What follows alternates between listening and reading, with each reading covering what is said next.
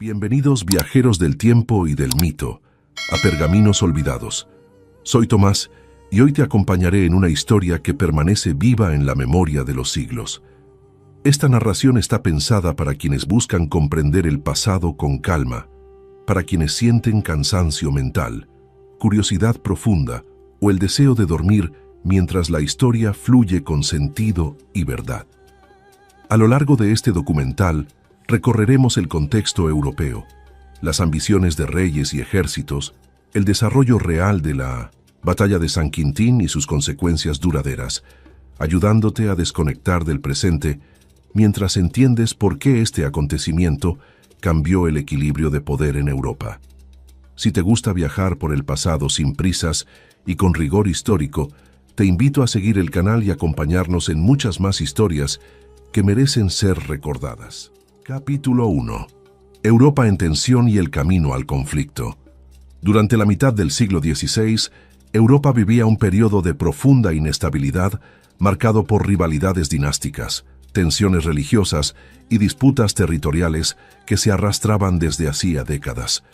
Las grandes potencias no solo competían por tierras, sino también por prestigio, influencia y control político sobre regiones estratégicas.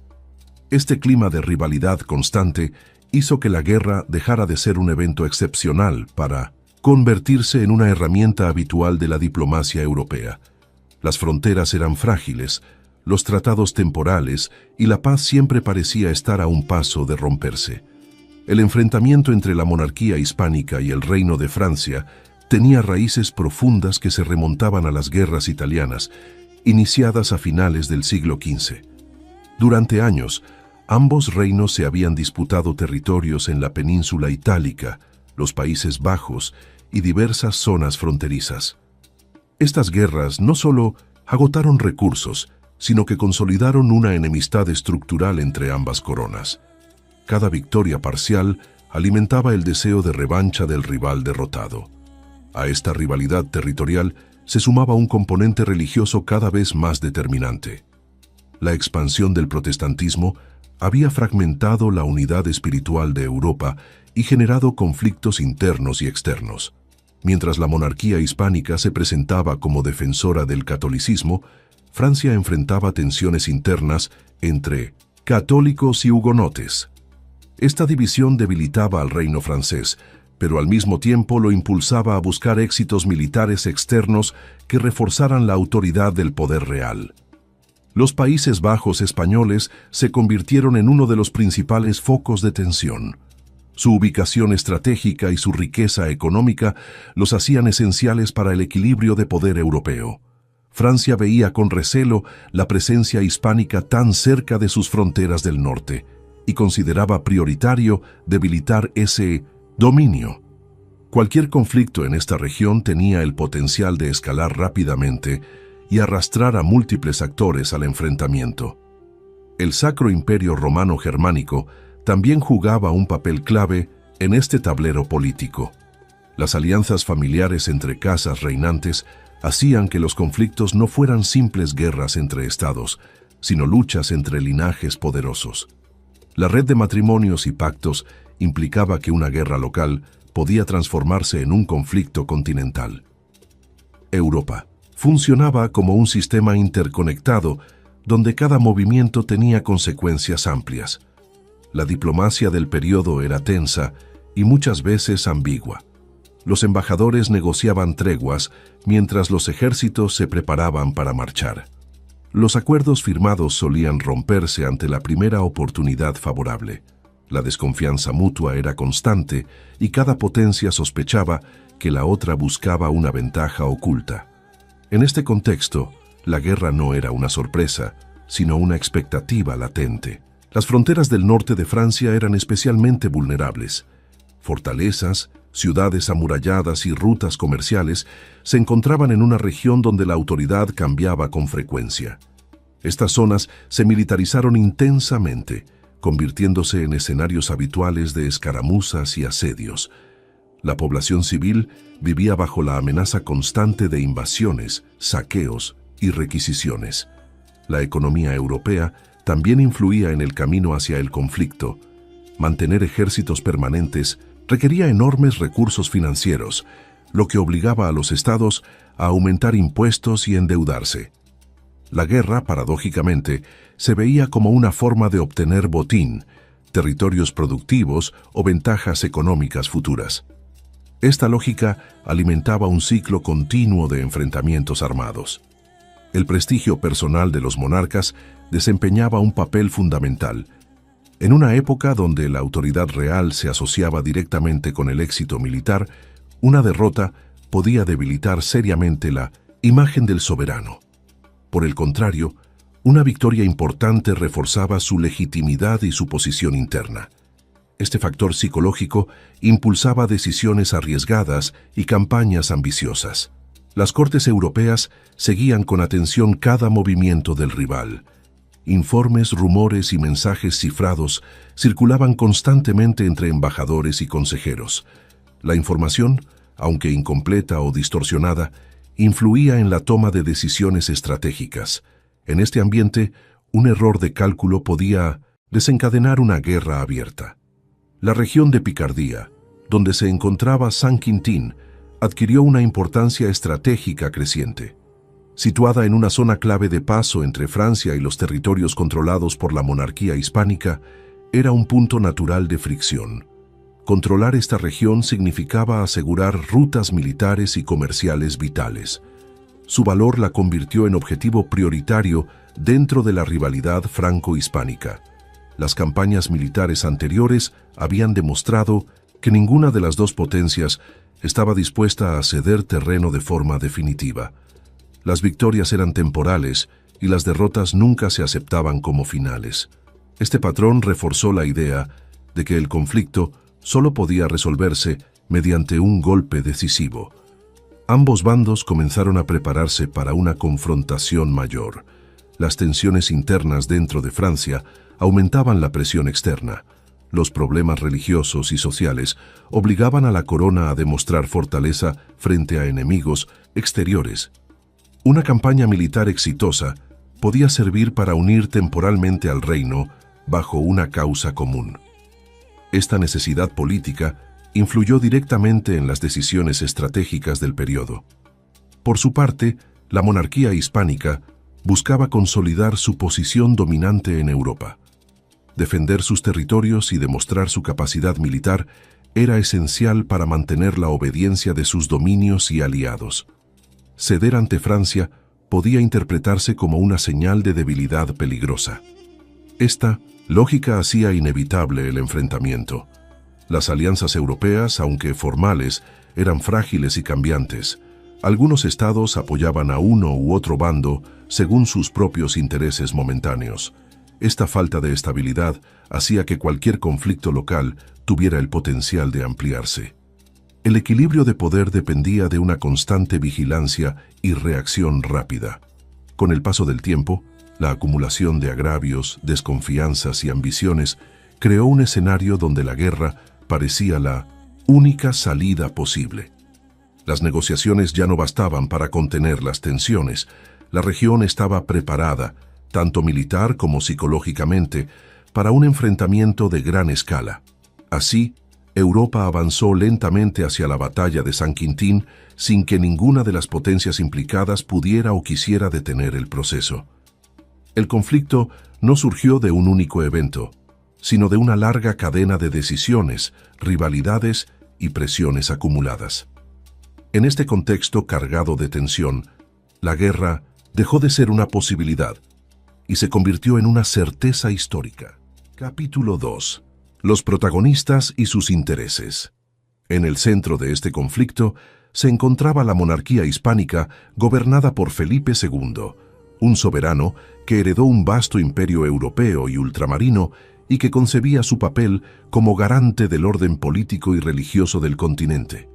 Su autoridad se extendía sobre España, los Países Bajos, territorios italianos y dominios en América, lo que le otorgaba una posición de enorme poder, pero también una responsabilidad constante de defensa. Cada amenaza contra sus territorios era percibida como un desafío directo a su legitimidad. Felipe II no actuaba solo, sino apoyado por una compleja estructura administrativa y militar que le permitía movilizar recursos de distintos reinos. Su interés principal en el conflicto era proteger los Países Bajos españoles y mantener abiertas las rutas estratégicas que conectaban sus dominios. La estabilidad de estas regiones era clave tanto para la economía imperial como para el prestigio de la corona. Perder influencia allí significaba debilitar todo el sistema de poder que sostenía su imperio. En el bando contrario se encontraba el Reino de Francia, gobernado entonces por Enrique II. Este monarca buscaba reforzar la posición francesa frente a una potencia que parecía rodear su territorio por varios frentes. Francia se sentía amenazada por la presencia hispánica en el norte, en Italia y en otras regiones cercanas. El conflicto no era solo defensivo, sino una oportunidad para romper ese cerco y afirmar su papel como gran potencia europea. El rey francés también enfrentaba serios problemas internos, especialmente derivados de las tensiones religiosas entre católicos y protestantes. Estas divisiones debilitaban la cohesión del reino y obligaban a la corona a buscar éxitos externos que reforzaran la autoridad real. Una victoria militar podía servir para unir momentáneamente a la población bajo una causa común. La guerra, en este sentido, cumplía una función política interna, además de estratégica. Los ejércitos de ambos bandos reflejaban las estructuras sociales y militares de sus respectivos reinos. La monarquía hispánica contaba con tropas experimentadas, muchas de ellas veteranas de campañas en Italia y otras regiones europeas. Estas fuerzas estaban acostumbradas a la guerra moderna del siglo XVI, caracterizada por el uso combinado de infantería, caballería y artillería. La disciplina y la experiencia eran elementos centrales de su eficacia. Francia, por su parte, disponía de un ejército numeroso y con una fuerte tradición caballeresca. La nobleza francesa veía la guerra como una extensión natural de su estatus social y una vía para obtener prestigio y recompensas. Sin embargo, esta estructura también presentaba desafíos, ya que la coordinación entre distintas unidades no siempre era óptima. Aún así, el reino podía movilizar grandes contingentes cuando la situación lo exigía. Entre los protagonistas militares destacaba Manuel Filiberto de Saboya, comandante de las fuerzas hispánicas en la campaña. Su papel fue crucial en la planificación y ejecución de las operaciones que culminaron en la batalla. Aunque gobernaba un ducado pequeño, su lealtad y habilidad lo convirtieron en una figura clave al servicio de Felipe II. Su experiencia militar influyó decisivamente en el desarrollo del conflicto. En el lado francés, los mandos militares incluían nobles de alto rango con experiencia variable en campañas anteriores. La toma de decisiones estaba fuertemente influida por consideraciones políticas y de prestigio personal. Esto podía generar tensiones internas y dificultades en la coordinación estratégica. Aún así, la estructura de mando francesa buscaba defender posiciones clave y evitar una derrota decisiva. Los aliados también desempeñaron un papel importante en el conflicto. La monarquía hispánica contaba con el apoyo del Sacro Imperio Romano Germánico, lo que reforzaba su capacidad militar y política. Estas alianzas se basaban tanto en vínculos familiares como en intereses comunes frente a Francia. El apoyo imperial ampliaba el alcance del conflicto más allá de un simple enfrentamiento bilateral. Francia, por su parte, intentó atraer aliados que equilibraran la balanza de poder. Sin embargo, muchos estados europeos actuaban con cautela, evitando comprometerse plenamente. El temor a una escalada mayor hacía que algunas potencias prefirieran una neutralidad estratégica. Esta situación dejaba a Francia relativamente aislada en ciertos momentos clave de la campaña. Los intereses económicos también eran fundamentales para comprender a los protagonistas. Controlar regiones ricas en comercio y producción significaba asegurar ingresos estables para sostener ejércitos y administraciones. Tanto Francia como la monarquía hispánica veían en la región de Picardía un espacio de gran valor estratégico y económico. Su posesión podía inclinar el equilibrio financiero de la guerra. La nobleza desempeñaba un rol central en ambos bandos, no solo como fuerza militar, sino como grupo político influyente. Su apoyo era indispensable para mantener la estabilidad interna de los reinos. Las campañas militares ofrecían oportunidades de ascenso social, botín y reconocimiento. Esto motivaba una participación activa, aunque a veces impulsiva, en las decisiones de guerra. Los intereses personales de los comandantes también influyeron en el desarrollo del conflicto. El honor, la reputación y la ambición individual pesaban tanto como las órdenes reales. Una victoria podía consolidar una carrera, mientras que una derrota podía significar el fin de la influencia política. Este factor humano añadía un componente imprevisible a la guerra. La población civil, aunque no protagonista directa en la toma de decisiones, sufría las consecuencias de estos intereses enfrentados. Ciudades, aldeas y campos se convertían en escenarios de paso de ejércitos y requisiciones. Las decisiones de los líderes impactaban directamente en la vida cotidiana de miles de personas. Este costo humano rara vez era considerado prioritario por los gobernantes. Los protagonistas del conflicto actuaban dentro de una mentalidad propia del siglo XVI, donde la guerra era vista como un medio legítimo para resolver disputas. La diplomacia y la violencia estaban estrechamente ligadas.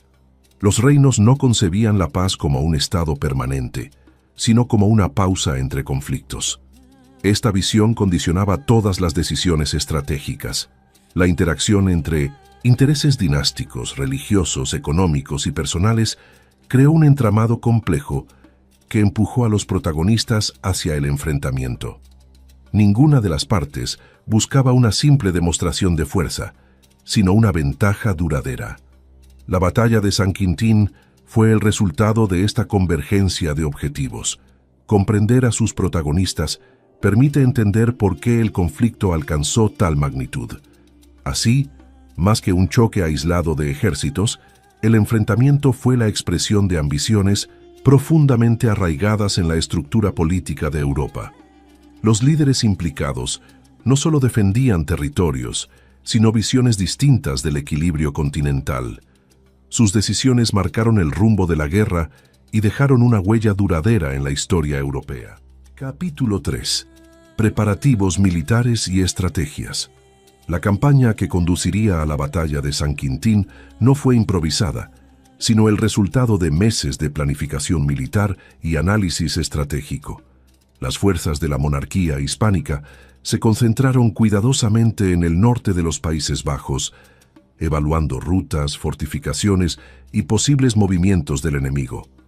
El objetivo principal era asegurar posiciones clave que permitieran avanzar con ventaja y forzar a Francia a reaccionar en 1916. Condiciones desfavorables.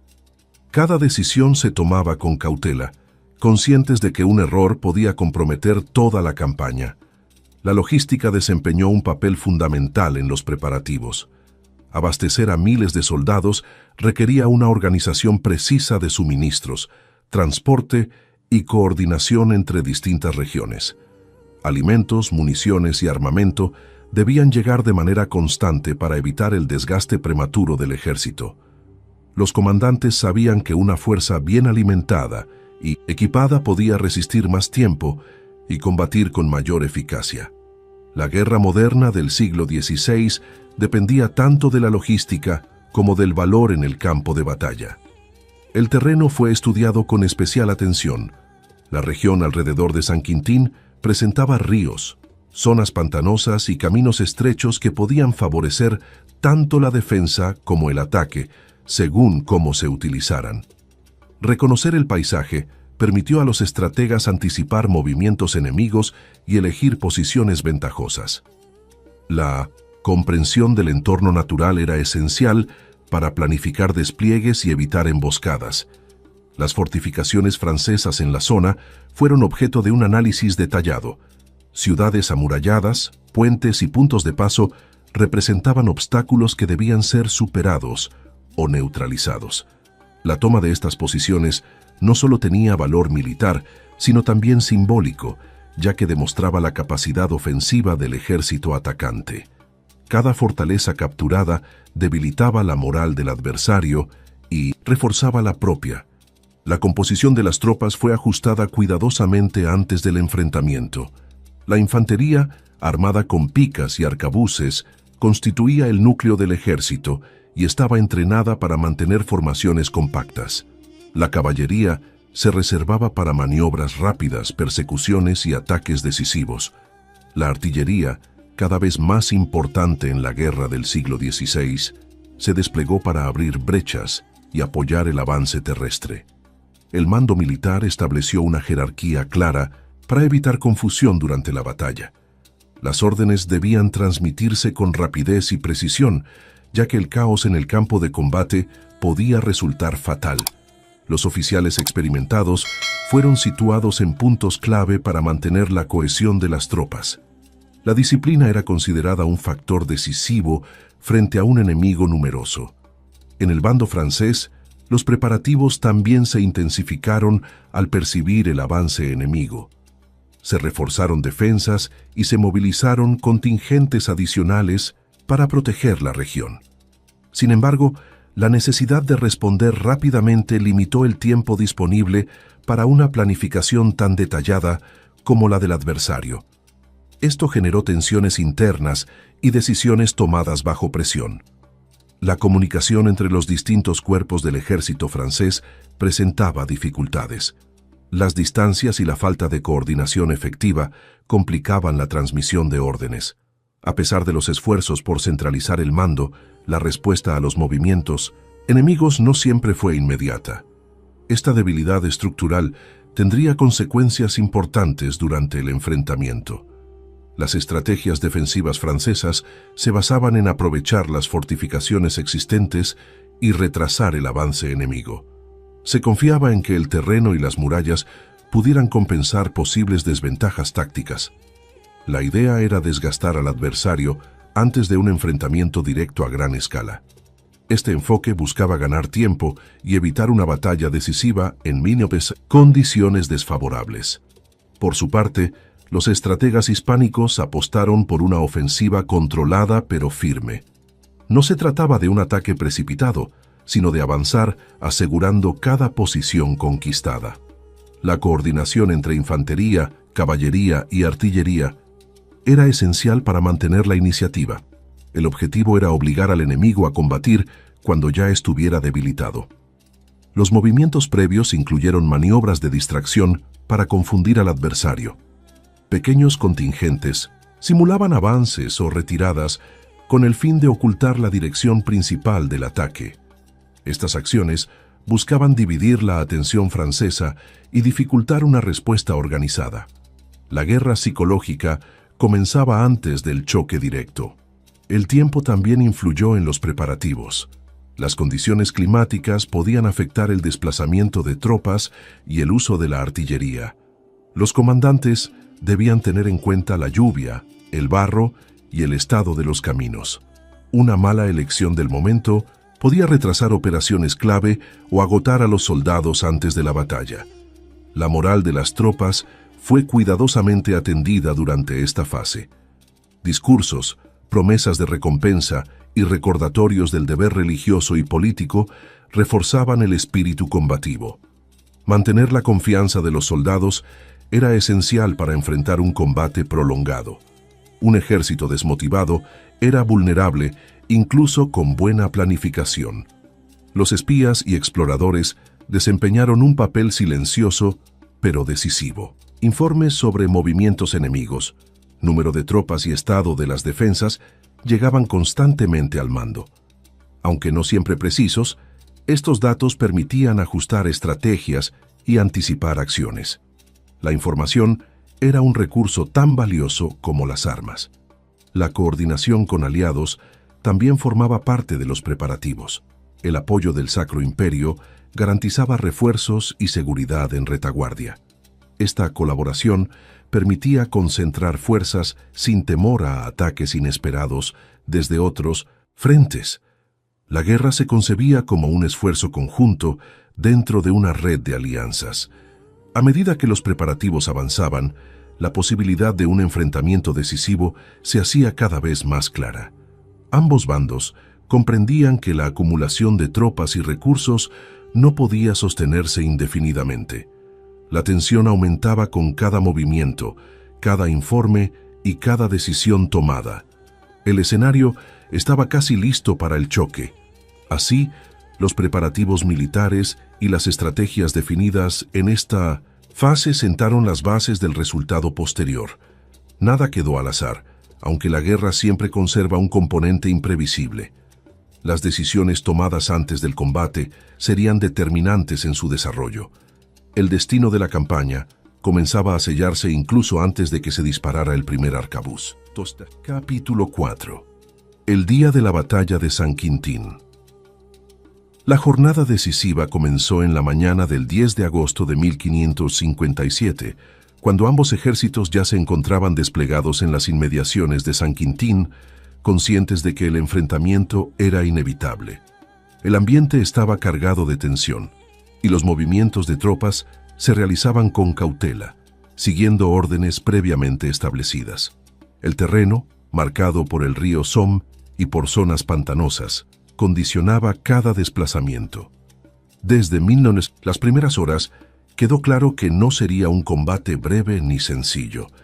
Las fuerzas francesas se encontraban en una posición comprometida, divididas entre la defensa de la ciudad y el intento de mantener abiertas sus rutas de retirada. Parte de sus tropas estaba dispersa, lo que dificultaba una respuesta unificada ante el avance enemigo. Esta fragmentación redujo su capacidad de maniobra en los momentos iniciales. La coordinación se volvió compleja en un escenario que exigía rapidez y precisión. El ejército hispánico avanzó de forma ordenada, aprovechando su superior organización y experiencia. La infantería se desplazó en formaciones compactas, protegiendo la artillería que comenzaba a posicionarse para apoyar el ataque. La caballería permanecía atenta, lista para intervenir en el momento oportuno. Esta disposición reflejaba una estrategia pensada para desgastar al adversario antes del choque principal. Los primeros intercambios se produjeron cuando la artillería comenzó a disparar contra las posiciones francesas. El estruendo de los cañones marcó el inicio real del combate y generó confusión entre las filas defensoras.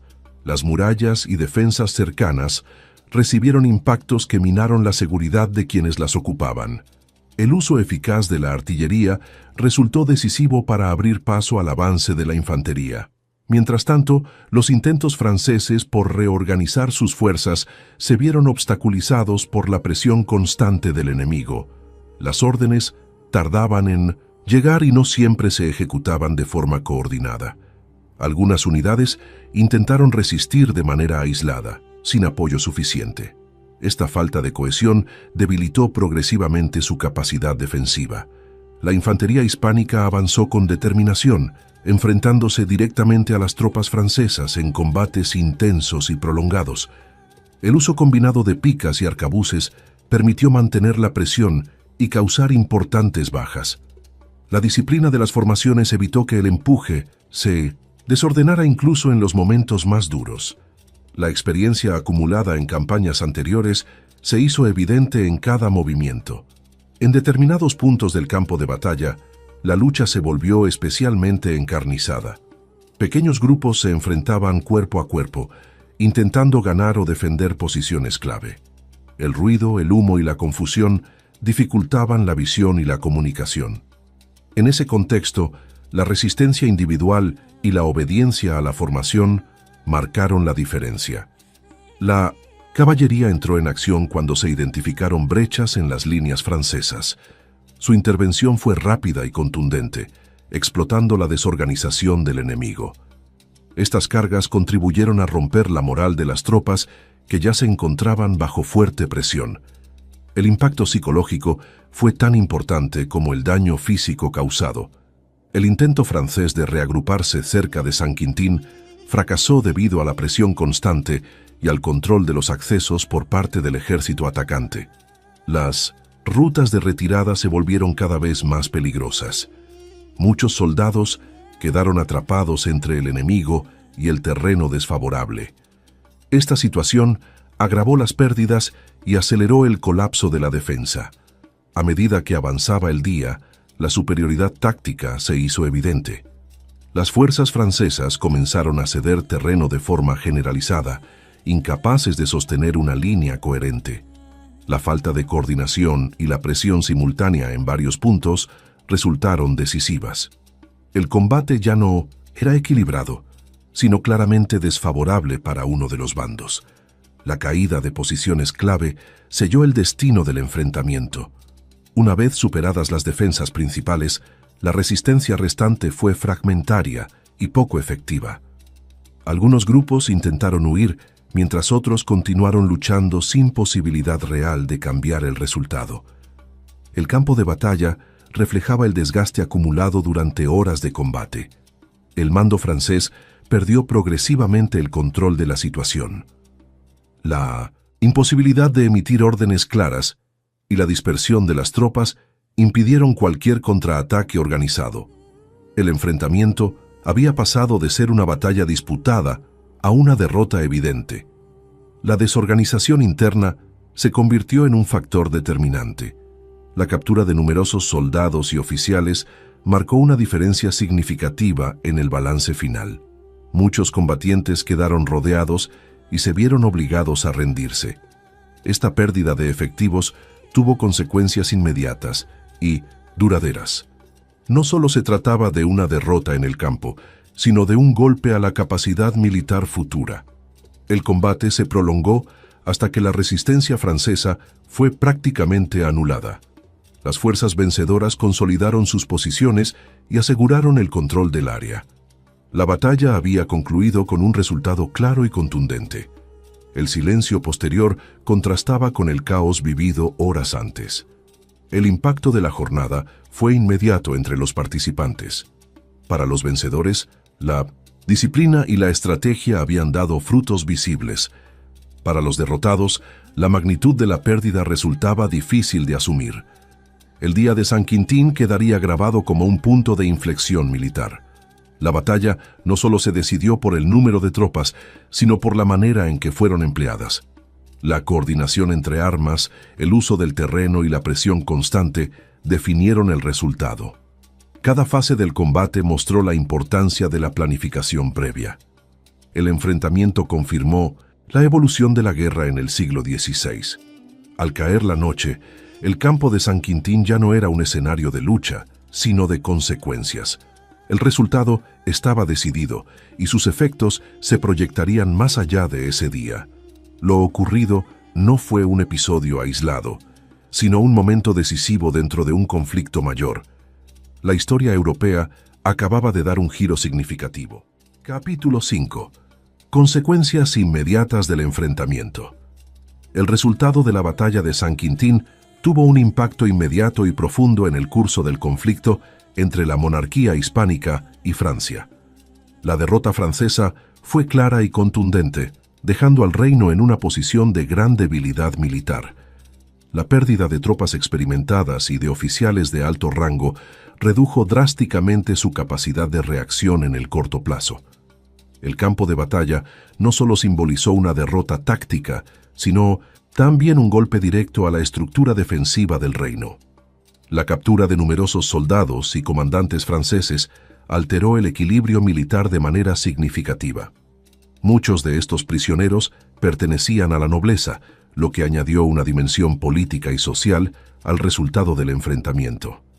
Las negociaciones para su liberación implicaron pagos elevados y concesiones futuras. Esta situación generó tensiones internas en Francia, donde la derrota comenzaba a sentirse más allá del ámbito militar. Desde el punto de vista estratégico, el camino hacia París quedó peligrosamente expuesto. La región norte del reino, ya debilitada por el combate, se encontraba ahora vulnerable a nuevas ofensivas. La sensación de inseguridad se extendió entre las ciudades cercanas, que temían un avance mayor del ejército vencedor. Aunque dicho avance no se produjo de inmediato, la amenaza fue real y constante durante los meses siguientes. La moral francesa sufrió un duro golpe tras la batalla. La confianza en el mando militar quedó seriamente cuestionada, y comenzaron a surgir críticas dentro de la corte y entre la nobleza. La derrota evidenció fallos de coordinación y planificación que ya no podían ignorarse. Este clima de desconfianza debilitó la cohesión interna en un momento especialmente delicado. En contraste, el bando vencedor experimentó un notable aumento de prestigio y confianza. La victoria confirmó la eficacia de su organización militar y de sus decisiones estratégicas. Las tropas regresaron con la sensación de haber participado en un acontecimiento decisivo. Este impulso moral fortaleció la posición de la monarquía hispánica en el contexto europeo. El impacto político fue inmediato en ambas cortes. En Francia, el gobierno se vio obligado a replantear su estrategia general y a reforzar la defensa de otras regiones vulnerables. En el lado contrario, la victoria fue utilizada como una demostración de poder ante aliados y rivales. La batalla se convirtió rápidamente en un argumento diplomático de gran peso. Las consecuencias económicas también se hicieron sentir con rapidez. Francia tuvo que afrontar los costos derivados de la derrota, incluyendo el rescate de prisioneros y la reorganización de sus fuerzas. Estos gastos agravaron una situación financiera ya complicada. La presión fiscal sobre la población aumentó, generando malestar social en diversas regiones. La región de San Quintín quedó profundamente afectada por el enfrentamiento. Las tierras cercanas al campo de batalla sufrieron destrucción, saqueos y pérdidas humanas. La población civil enfrentó escasez de alimentos y desplazamientos forzados. La recuperación de la zona fue lenta y dolorosa, dejando una huella duradera en la memoria local. Militarmente, la derrota obligó a Francia a adoptar una postura más defensiva. La prioridad pasó a ser la protección del territorio restante y la reorganización del ejército. Las grandes ofensivas quedaron momentáneamente descartadas. Este cambio de enfoque alteró el ritmo general del conflicto. Para la monarquía hispánica, la victoria consolidó su control sobre regiones clave y reforzó su posición negociadora. Aunque la guerra no terminó de inmediato, el resultado inclinó claramente la balanza. Los adversarios comprendieron que enfrentaban a un poder militar sólido y bien organizado. Esta percepción influiría en decisiones futuras. La batalla también tuvo un efecto directo en la reputación de los comandantes. Aquellos que participaron en el triunfo vieron reforzada su autoridad y prestigio. En cambio, los líderes franceses asociados a la derrota quedaron marcados por el fracaso. Estas consecuencias personales influyeron en la política y en la conducción de la guerra. En el ámbito diplomático, la derrota francesa limitó su margen de maniobra. Las potencias europeas observaron con atención el resultado y ajustaron sus posiciones en consecuencia. Algunos aliados potenciales se mostraron más cautelosos a la hora de comprometerse. El equilibrio de poder comenzaba a redefinirse. La noticia del enfrentamiento se difundió rápidamente por Europa. Crónicas, cartas y relatos oficiales describieron la magnitud del resultado. Cada bando interpretó los hechos según sus intereses, pero el impacto fue innegable. La batalla se convirtió en un referente inmediato del conflicto en curso. Las decisiones tomadas tras el enfrentamiento influyeron directamente en el desarrollo posterior de la guerra. Francia se vio obligada a ganar tiempo y evitar nuevos choques decisivos. La monarquía hispánica, por su parte, pudo consolidar posiciones y planificar con mayor tranquilidad. El ritmo del conflicto cambió de forma perceptible. La población europea percibió el resultado como una señal clara de la fortaleza de uno de los contendientes. Este hecho influyó en la percepción del poder y la estabilidad regional. La batalla no fue vista como un episodio aislado, sino como un punto de inflexión. Su eco se extendió mucho más allá del campo de combate. En términos militares, San Quintín confirmó la importancia de la disciplina, la coordinación y la planificación estratégica. Los ejércitos europeos tomaron nota de las lecciones aprendidas. La guerra del siglo XVI continuaba evolucionando, y esta batalla fue un ejemplo claro de esa transformación. El impacto inmediato del enfrentamiento no cerró el conflicto, pero sí lo redefinió. Las consecuencias se manifestaron en todos los niveles, desde el político hasta el social. Nada volvió a ser exactamente igual tras aquel día. La batalla dejó una marca profunda en el desarrollo de la guerra. Así, las consecuencias inmediatas de San Quintín se tradujeron en una clara alteración del equilibrio militar y político. El resultado condicionó decisiones futuras y redujo las opciones del bando derrotado. El conflicto entraba en una nueva fase, marcada por la memoria reciente de una derrota decisiva. El enfrentamiento había cambiado el rumbo de la historia europea de 1900, su tiempo. Capítulo 6. Repercusiones en Europa y el equilibrio de poder. La batalla de San Quintín no solo alteró el curso inmediato de la guerra, sino que tuvo repercusiones profundas en el equilibrio político de Europa. Las cortes europeas comprendieron rápidamente que el resultado no era un simple episodio militar, sino una demostración clara de superioridad estratégica. El mapa de influencias comenzó a reinterpretarse a la luz de este acontecimiento. Las potencias observaban con atención cada movimiento posterior, conscientes de que el balance continental había cambiado. La monarquía hispánica emergió del enfrentamiento con una autoridad reforzada.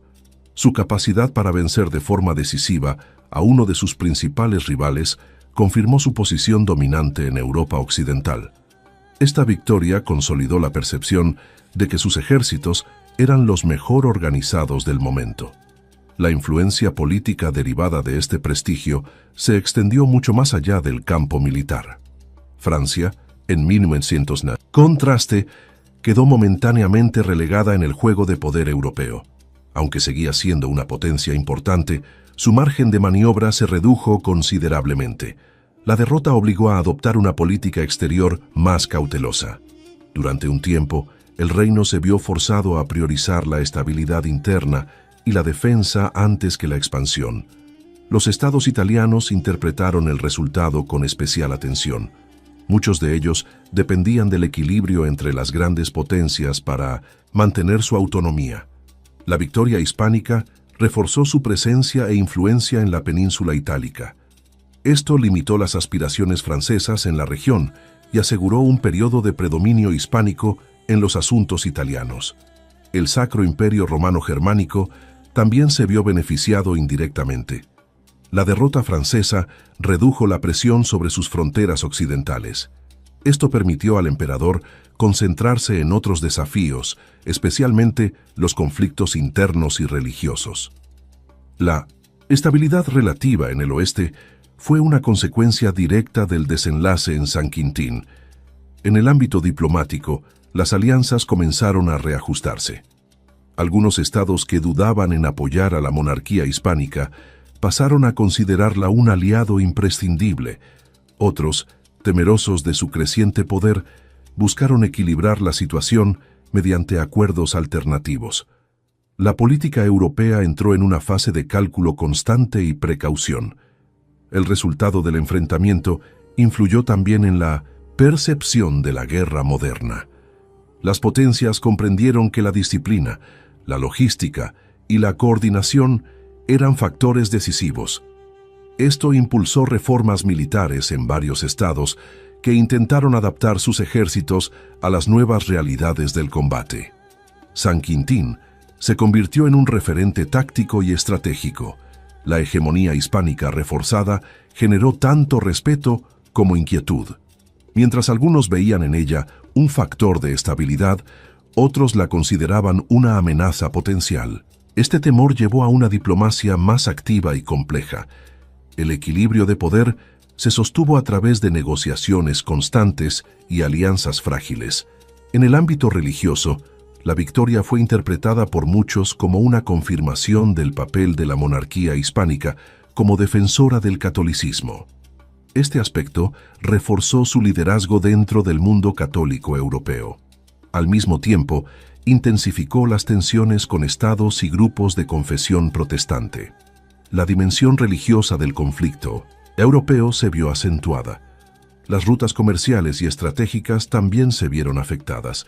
El control de regiones clave permitió asegurar comunicaciones entre distintos territorios. Esto fortaleció la economía de los dominios hispánicos y consolidó su capacidad de financiar futuras campañas. La guerra y el comercio seguían estando profundamente interrelacionados. En Francia, la derrota aceleró procesos de reflexión política y militar. Se iniciaron debates sobre la necesidad de reformas profundas para evitar futuras humillaciones. Aunque estos cambios no fueron inmediatos, sentaron las bases de transformaciones posteriores. El reino aprendía, aunque lentamente, de la experiencia sufrida. El impacto psicológico en Europa fue considerable. La batalla reforzó la idea de que el poder no era estático, sino el resultado de decisiones estratégicas acertadas. Los estados menores comprendieron la importancia de alinearse con prudencia. La supervivencia política dependía cada vez más de la lectura correcta del contexto internacional. Las guerras posteriores se vieron influenciadas por el recuerdo de San Quintín. Comandantes y estrategas estudiaron sus lecciones para evitar errores similares. El enfrentamiento pasó a formar parte del conocimiento militar europeo. Su influencia se extendió a conflictos que ocurrieron décadas después. El equilibrio de poder europeo no se definió de manera definitiva con esta batalla, pero sí se inclinó de forma clara. La monarquía hispánica alcanzó uno de sus momentos de mayor influencia. Francia necesitó tiempo para recuperarse y volver a desafiar ese predominio. El continente entró en una fase de relativa estabilidad condicionada por este resultado. Las negociaciones de paz que siguieron al conflicto estuvieron marcadas por el peso de la victoria. Las condiciones impuestas reflejaban la nueva correlación de fuerzas. La diplomacia se desarrolló desde una posición de ventaja para el bando vencedor. Este hecho dejó una huella duradera en las relaciones internacionales. El impacto de San Quintín trascendió generaciones. Durante años fue recordada como una advertencia y como un ejemplo. El equilibrio europeo del siglo XVI no puede entenderse sin este episodio. La batalla redefinió expectativas, límites y ambiciones de las potencias del momento. Así, las repercusiones del enfrentamiento se manifestaron en todos los niveles del sistema europeo, desde la diplomacia hasta la organización militar, desde la religión hasta la economía. Nada permaneció ajeno a su influencia. El equilibrio de poder había sido alterado de manera profunda. Europa avanzaba hacia una nueva etapa marcada por este acontecimiento decisivo.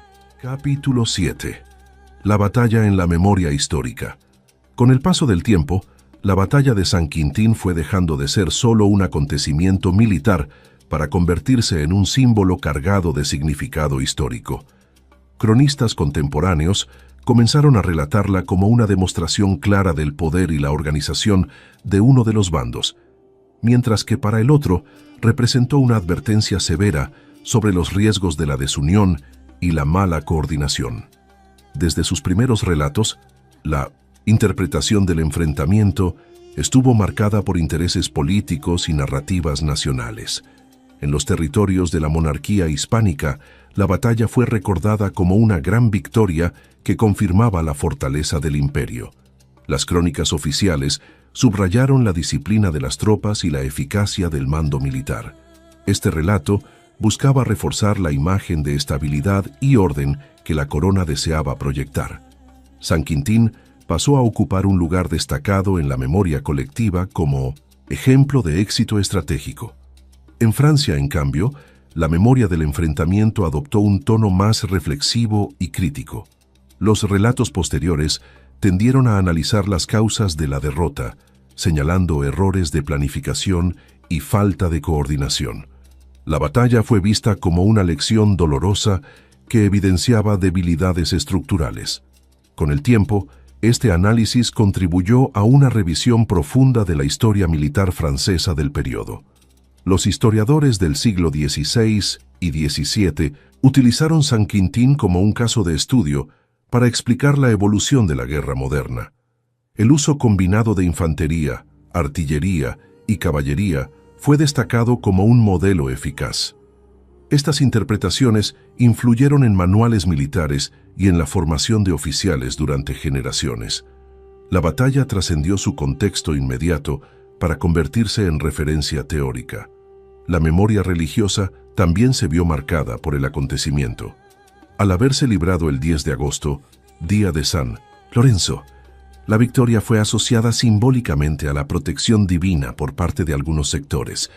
Este vínculo reforzó una lectura providencialista del resultado, muy común en la mentalidad del siglo XVI. La religión y la guerra quedaban así entrelazadas en la interpretación histórica.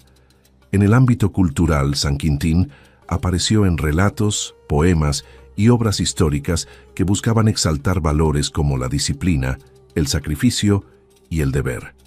Aunque no siempre con gran detalle narrativo, su mención evocaba una idea de orden y victoria.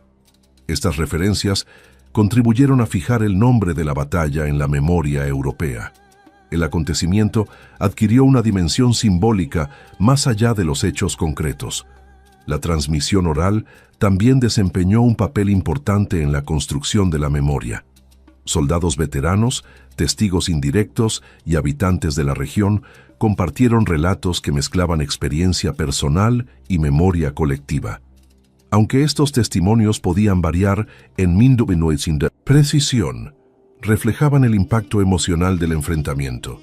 La batalla sobrevivió no solo en libros, sino también en recuerdos transmitidos de generación en generación. Con el paso de los siglos, la historiografía fue adoptando una visión más crítica y analítica. Los estudios modernos comenzaron a contextualizar San Quintín dentro de un proceso más amplio de rivalidades europeas. Se dejó de ver el enfrentamiento como un hecho aislado y se integró en la dinámica de las guerras del siglo XVI. Esta perspectiva permitió comprender mejor su verdadero alcance histórico. La batalla también fue utilizada como referencia política en épocas posteriores.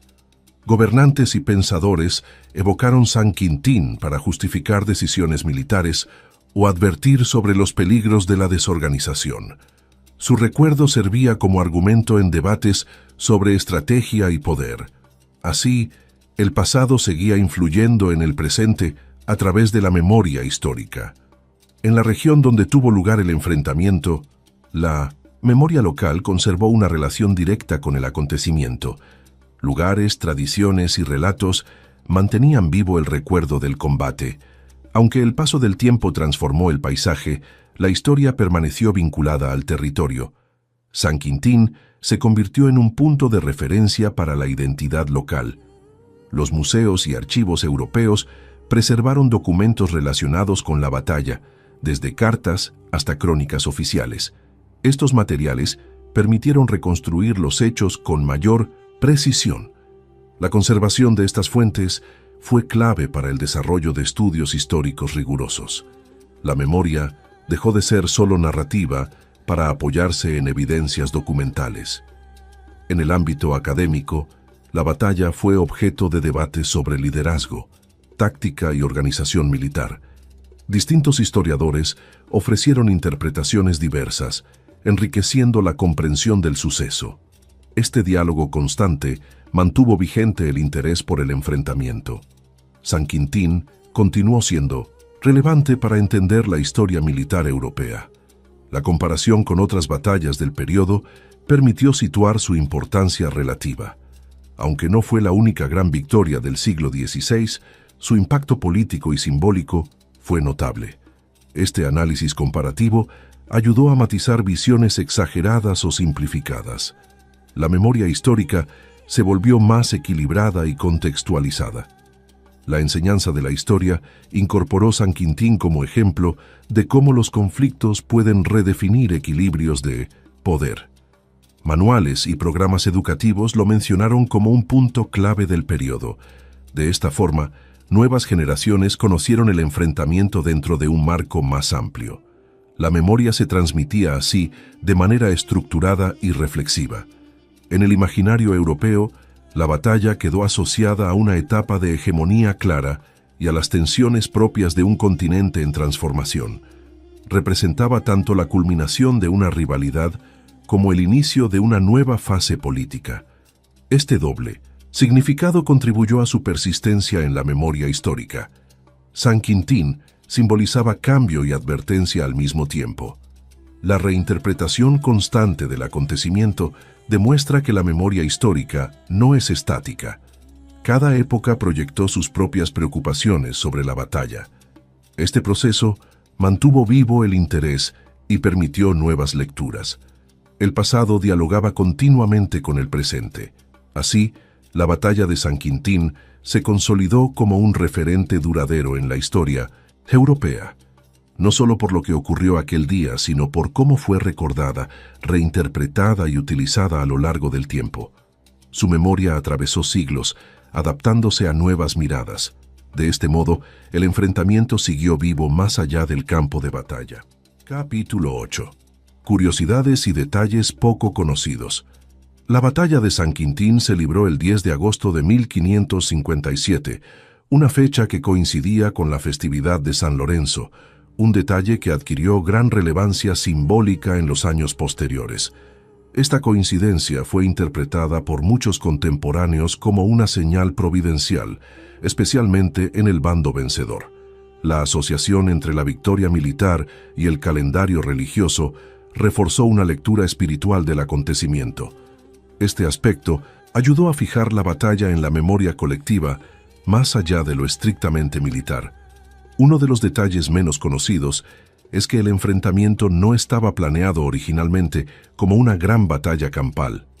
El choque fue el resultado de una serie de movimientos y contramovimientos que terminaron forzando un enfrentamiento decisivo. Las circunstancias del terreno y la necesidad de proteger posiciones clave aceleraron los acontecimientos. Esto demuestra cómo muchas batallas históricas surgen más por acumulación de decisiones que por un plan único y cerrado. San Quintín no era una de las ciudades más importantes de Francia en términos políticos, pero su valor estratégico la convirtió en protagonista involuntaria de la historia. Su ubicación la hacía esencial para controlar rutas de paso entre regiones clave. Este hecho explica por qué un lugar relativamente modesto terminó dando nombre a una de las batallas más recordadas del siglo XVI. La geografía fue determinante en su destino histórico.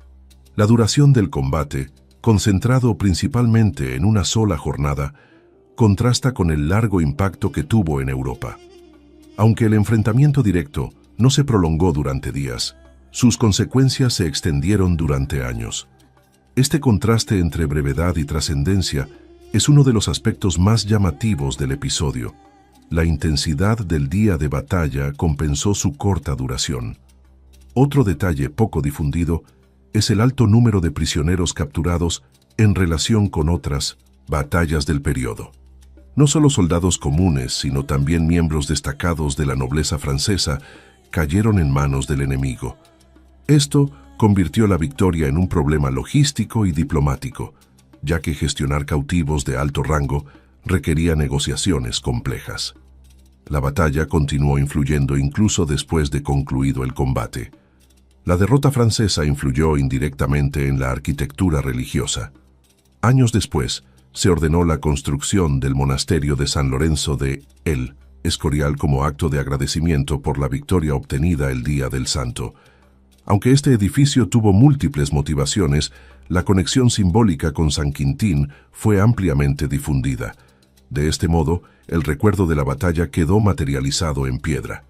El enfrentamiento fue uno de los primeros en mostrar de forma clara la superioridad de ejércitos profesionales frente a fuerzas menos cohesionadas. Aunque ambos bandos contaban con tropas experimentadas, la organización marcó la diferencia. Este detalle fue estudiado por estrategas posteriores como ejemplo de transición hacia ejércitos modernos. San Quintín se convirtió en una referencia silenciosa de cambio militar. Un aspecto poco mencionado es el impacto psicológico en las poblaciones civiles cercanas.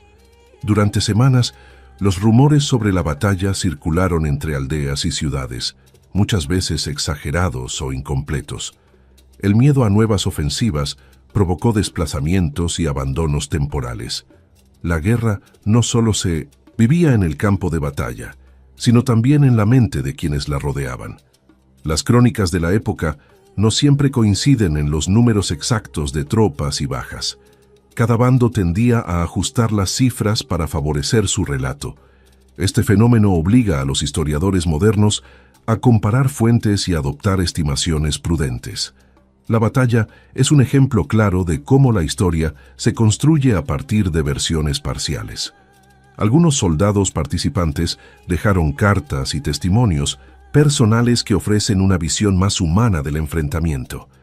Estos escritos hablan del cansancio, del miedo y de la confusión más que de la gloria.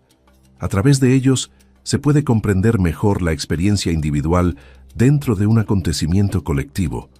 Estos relatos aportan profundidad emocional al estudio histórico. La batalla también influyó en la forma en que se celebraban las victorias militares. Desfiles, ceremonias religiosas y publicaciones oficiales se utilizaron para reforzar el mensaje del triunfo. Este uso propagandístico del resultado ayudó a consolidar la imagen de poder del bando vencedor. San Quintín fue tanto un hecho militar como un instrumento simbólico. Un detalle curioso es que, pese a la magnitud de la derrota, Francia logró recuperarse relativamente rápido en términos políticos. Aunque el golpe fue duro, el reino no colapsó ni perdió su estatus de gran potencia. Esto demuestra la resiliencia de los estados europeos del siglo XVI. La batalla fue decisiva, pero no definitiva. La memoria popular tendió a simplificar el enfrentamiento, reduciéndolo a una victoria clara y absoluta. Sin embargo, los estudios modernos muestran una realidad más compleja, llena de matices y factores concurrentes. Esta diferencia entre memoria y análisis es común en grandes batallas históricas. San Quintín no es una excepción.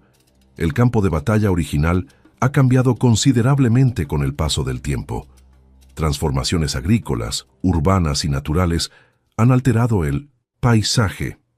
Aún así, la región conserva una fuerte conexión con su pasado. El territorio sigue siendo portador silencioso de la historia. La batalla fue estudiada en academias militares durante siglos como ejemplo de coordinación entre armas. Aunque las técnicas han cambiado, los principios extraídos siguieron siendo válidos durante mucho tiempo. San Quintín trascendió su época como fuente de aprendizaje. Este legado técnico es una de sus herencias menos visibles. En la cultura general, el nombre de San Quintín ha sido más recordado que los detalles precisos del enfrentamiento. Esto muestra cómo la historia selecciona símbolos antes que explicaciones completas. El nombre se convirtió en sinónimo de derrota o victoria según el contexto. La simplificación fue parte de su difusión. Finalmente, uno de los aspectos más interesantes es cómo una batalla concreta pudo influir en decisiones arquitectónicas, religiosas, políticas y militares durante décadas. San Quintín no fue solo un día de combate, sino un acontecimiento con múltiples ramificaciones. Sus detalles menos conocidos revelan la complejidad del pasado. Así, la historia demuestra que incluso los hechos más estudiados siempre guardan nuevas capas por descubrir. Paz por descubrir. Paz por descubrir. Paz por descubrir. Paz por descubrir.